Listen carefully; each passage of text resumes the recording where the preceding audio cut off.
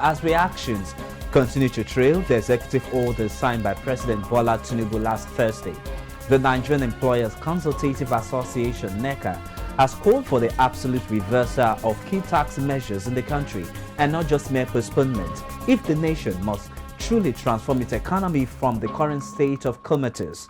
It will interest you to know that President Bola Tinubu recently signed 4 executive orders which include the suspension of 5% extra tax on telecommunication services as well as the extra duty escalation on locally manufactured products. However, the harsh economic realities in the country occasioned by the removal of fuel subsidy and rising inflation has continued to worsen the plight of Nigerian workers, leading to the declining purchasing power of an average worker in the country. To discuss more on this development and other burning economic issues, I'm now being joined live from Abuja by the Director General of the Nigerian Employers Consultative Association, that's NECA, Mr. Adewale Smart Oyerinde. Good morning, sir. Many thanks for being a part of this conversation. Good morning, and thank you for having us. Good. Let's start. I would like to start my this conversation with your reaction to the newly signed 4 executive order by the president. From NECA's perspective, what is your assessment about this new development? First, we really want to appreciate and commend His Excellency for that bold step, for taking action, for being responsive, and also being for showing concern also to the expressed concerns, expressed displeasure of organized businesses. We started this conversation at the twilight of the last administration, when the legacy of taxes was being bequeathed on us. And so many efforts were made to draw the attention of the government then to the damage that these new taxes will do. It is important to state that organized businesses are not averse to paying tax. We don't have problems paying taxes. We know taxes are very important to revenue generation and national growth. But within the context of those taxes, we must not lose sight of the timing of those taxes. We must not lose sight of what are we going to tax. We must not lose sight of how much we are going to tax. Those 3 key important components were not taken into consideration, and those many taxes came up, compounding the already difficult situation of organized businesses. It's interesting to note, as we have said severally, the organized businesses currently face over 60 different taxes from the state to local to federal government.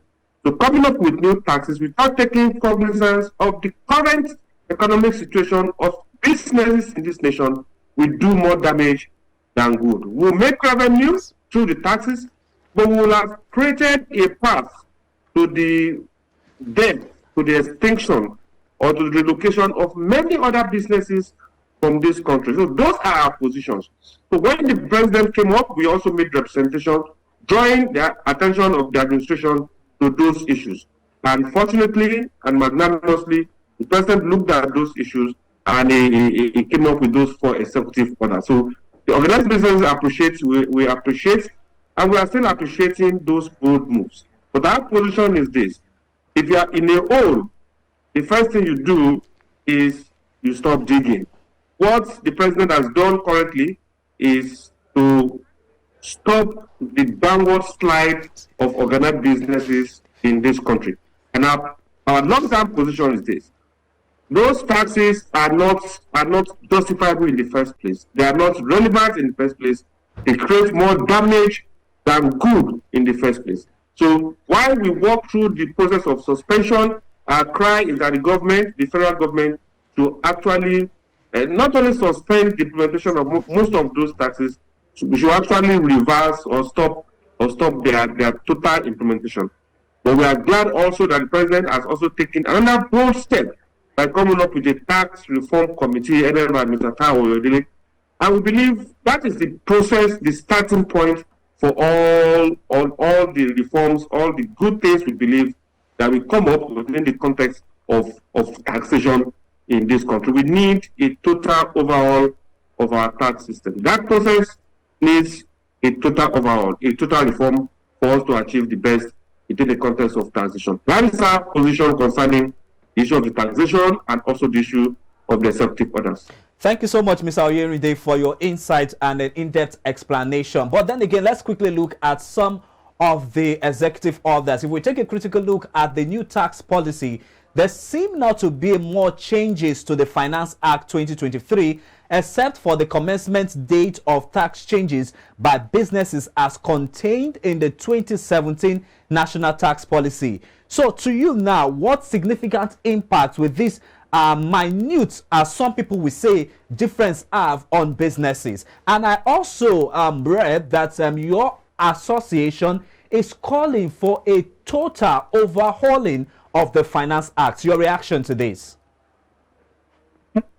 Before we came up with the Finance Act, before the Finance Act was signed into law, there were engagements, there were several engagements, there were representations, and the organized private sector also made its position known explicitly on items and critical items within the context of the Finance Act.